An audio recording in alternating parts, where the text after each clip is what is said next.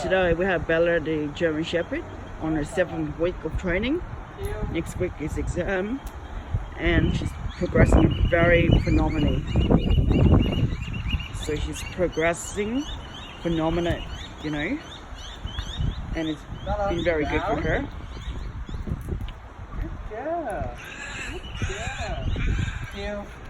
So we're just doing a bit of heel exercise, doing a bit of down to see results.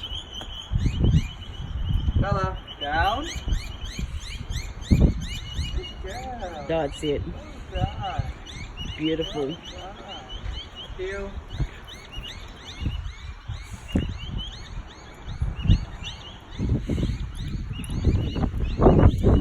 Down. That's it. She's getting it. Make sure the collar is between the ears, not dangling down.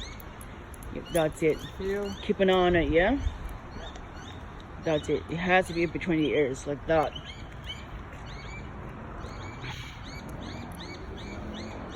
Bella, down.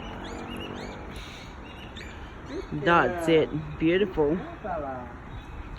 So this is a heel down, and basically on the 7th week of training, it's been very good.